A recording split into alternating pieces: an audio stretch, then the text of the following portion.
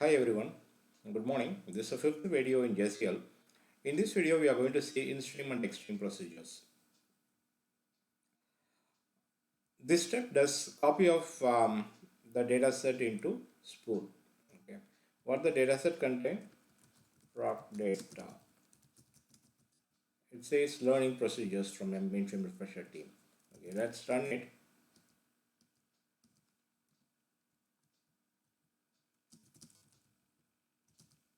Okay, we got the output. Now, this invocation I want to do n number of times, assuming this is a functionality. This functionality from the job I want to do it for 5 times or 10 times. Yeah, of course you can repeat this step for 5 times, but that's not the right way of doing, because tomorrow there is a change is happening here. I need to make the changes in all 5 places also. So rather the best approach is making it generic, making it one place and invoke it multiple times. So that is where the procedure comes to picture. So let's put this as a procedure, okay? Or we'll give a name to the procedure like copy, and this is we are saying this is a procedure. Like how this is a job name, job name. Similarly, when I say proc, this will become a proc name. Now end of proc I need to tell to the system by saying procedure end, which is a PEND statement. Procedure end. Okay. That's it. Instream procedure definition is over. Now we can invoke it. As simple as that. So copy it one more time, no problem. Invoke it. Now if you do 2 times, it will get executed. Okay. So 2 times. So it's as simple as that. Okay. Instream procedure, whatever the step or steps you want to execute, put it under the proc and pend and invoke it. Okay. Now my need is something like I don't want to invoke not only from this job, but from multiple jobs. I may be in need of invoking the same step. Then what you need to do is you need to keep that as an extreme. How to make it extreme? Simple. Cut it, put it in your proc library. For now, I take this itself, my proc library also. I'll give a name. What name I can give? Duplicate, DUPL.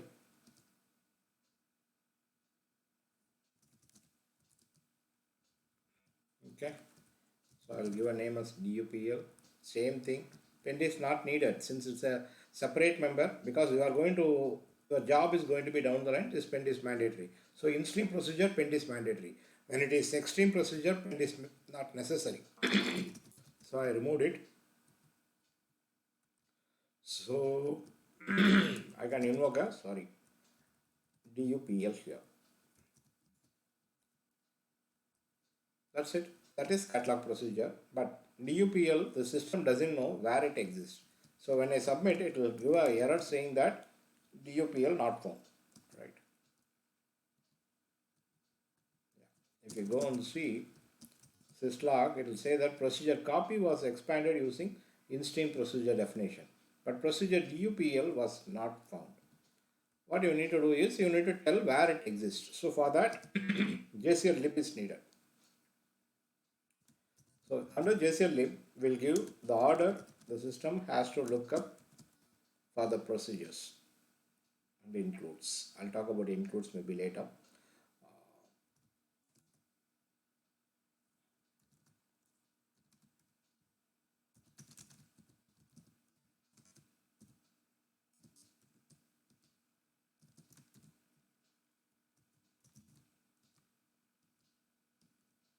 Now it's executed. Okay. You will see 3 times execution now. Okay. So this is called in-stream procedure. If I put it in separate library and mention the library in JCL lib, that will become an extreme procedure.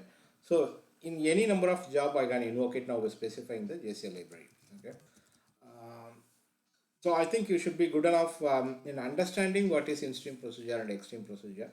But as such, this will not be a really helpful thing, because this is static. For the procedure to be, procedure is what? It's like a submodule. It's a reusability. The advantage of going for procedure is, one is reusability, another is a integrity or a easy maintenance. Okay. Now, the procedure to be really more meaningful, it should be generic. Like, the same data set, why I need to copy in a number of time in the same job? Unless the data set name is different, it would have been easy, right? So what I have to do is like it has a variable. If at all this is a variable, and I can change the variable and I can use it multiple times. So what you will do here is I introduce something called symbolic parameter. Here, 82660.jcl. I'll give something else, JCL. So the set statement setting the value for INP, which is a symbolic parameter. That symbolic parameter I'm using with the ampersand in. This will get substituted here. Okay. When I invoke it, it will get substituted. Now I want to override the value. You can very well mention inp equal to your own value, like x2 660.muthu.jcl proc data. So what happens? See, initially there is no values. Okay, so what happens is the symbolic parameter value set is used here, and when I do like this, when I am passing some value with INP, okay, that is overwritten.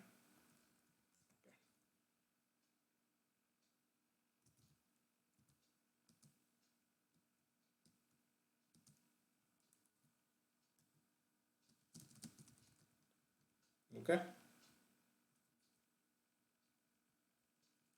So for step one, what is happened is job card is that is step one. This input is used because step one I haven't overwritten. So what is in the outside the on a JCL level, whatever the symbolic parameter value we set, that has been substituted here. For the second invocation, I have overridden the value. I mean, I want a new value for the symbolic parameter only for the invocation. So that is substituted. I remember that again if I invoke it, here again the default value will be taken, which is nothing but this, not this. This is only for this invocation. Okay.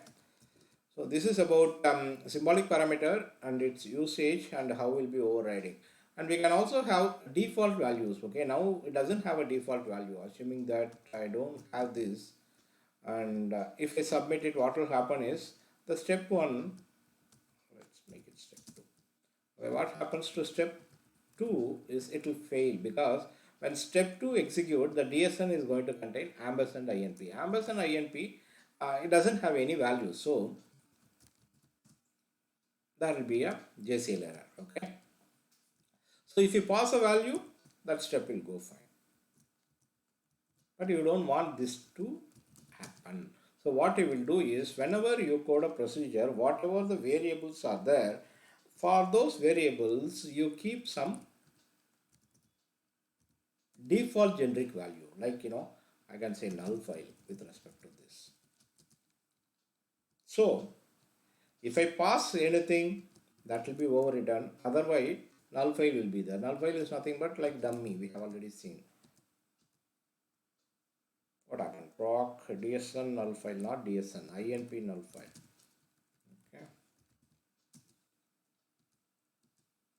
Okay. Okay. So this is about Instream procedure and symbolic parameter, how to set a default value and how to override the value, all these things. Now, generally, this will have like, it may have a POM, right? Like POM, the except may have many number of parameters like region, time, POM, etc. These things you want to, at the time of invocation, you want to override. For example, POM value you may be passing to the programmer current date, but at the same time when it is used from a monthly job, you may need to pass a month and date.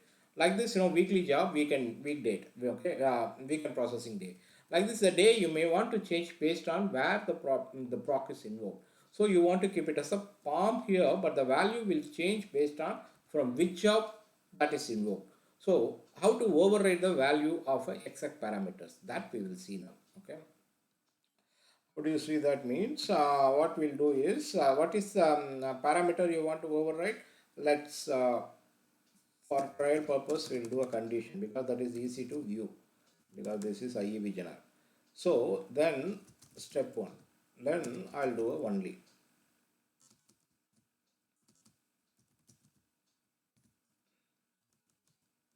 So if I do that, what happened? It is not overriding this condition parameter is added to the step 1 now only. So the first step, when this is getting added, this step will not get executed because no happened prior to that. Step 1 dot step 1 should have been flushed. Step 1 dot step 1 is flushed. Okay. Now this is called adding a parameter. What do you mean by overriding parameter? Means already there is a condition is here, which is only. Now I can change it. This is called overriding. Okay. Now the because only was there, I override with E1. You should see the value. Okay. So this is overriding. Another thing is there is also something called nullifying. Nullifying means just code like this, then it is nullified. Whatever the value is there, that will be nullified. If you nullified, what happens? No con coded. So step will execute.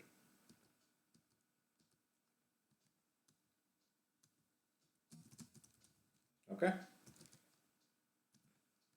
So you know that this is I did with the con, the same is applicable for everything. Okay, whether it is a palm or region or all except parameters will be overriding like this. Parameter name dot step name. What I mean by step name, this has only one step. As the proc can have a number of steps also. If it has two steps, then yes, this override applicable only for step one, not for step two. So you want to do it for step 2, you do it for step 2. And also make sure the override you are doing in the same way it appearing in the proc. Like first you do any override or addition or nullify for step 1, then you do it for step 2, then you do for step 3, like this you follow it. Okay. So this is about exec parameters overriding. We can also see how to override the DD parameters. Okay. Now the DSN, it is given a int file, right? Let me try to do the dummy. Okay. So what I have to do now is step name dot dd name. Okay. Step name is what? Step 01 dot dd name is what? I'll do sysut2 first. DD dummy. When I do that, the dummy will be added here. So presently you are seeing whatever you are seeing in your sysout, that won't go to sysout. It will be dummy.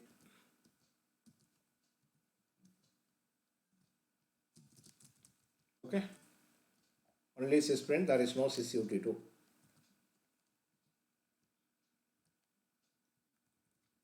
So you want to override, like this is overriding a value or adding a value, you can call it anyway. And something like I want to add one more data set under sysut1. How do you do that? So sysut1, okay, don't disturb anything, leave it as such. And then second data set, whatever you want to do it.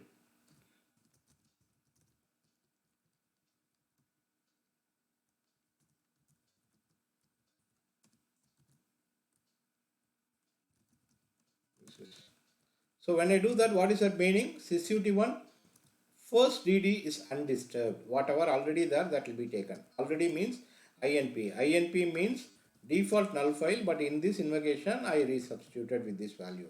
So second file, I am adding this JCL1. So proc data followed by JCL1 will I am expecting in the output because cont only is already nullified. I want step 2 and step 1 executed and 33 plus 32, 33 plus 2 lines, 35 lines in the output. Okay, 35 lines. So this is called, your DD override. So just keep in mind, when you are doing a exec parameters override, you need to give parameter name dot step name. But in case of DD override, you need to give step name dot DD name. Okay, and I think we are good with respect to procedure. Do I need to say anything more? I'm just thinking. Give me a minute.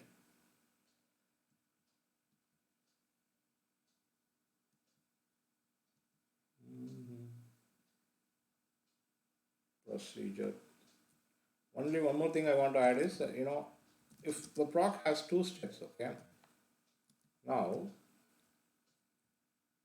if I do like this, what will happen is, I said the way is you have to do with step name dot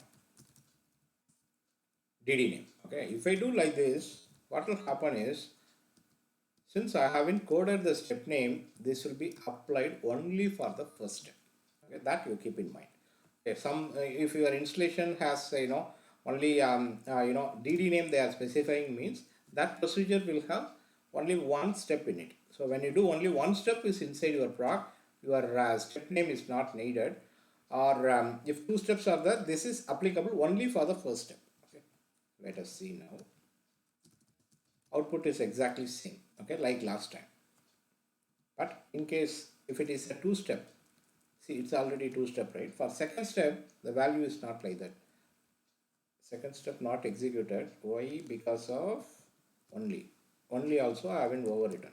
So let's remove only and we will submit it. Now second step will execute it. Here if you see it, only two lines. Okay. So the sysutive1 override applied only for the first step. But this is just for your understanding. Always follow practice of your step name dot dd name. That's a good way of doing, because future someone added in second step, it will lead to some confusion. So always follow the best practice, which is step name dot dd name is a way to override the data set name. I mean dd parameters, dd values and parameters. And one more thing, probably I want to show you that when something is overwritten, how it looks like, that we'll see now. So this is what, okay, this is a procedure, Instream procedure. Okay, the plus plus is basically coming from procedure. Since we are given message class, I think 1 the procedures are expanded. So INP null step 1, whichever you are seeing like this, plus slash means that is overwritten. Okay, that is what overwritten, and slash slash whatever coming, that is coming from JCL, which may be addition or overwritten. Okay, so this proc line is overwritten with this, and this is coming from JCL. Okay, everything plus plus is from proc. Okay, so two times. Okay, just aware of how to read the overrides from the JCL. I think we are good with respect to procedure. Thanks for watching.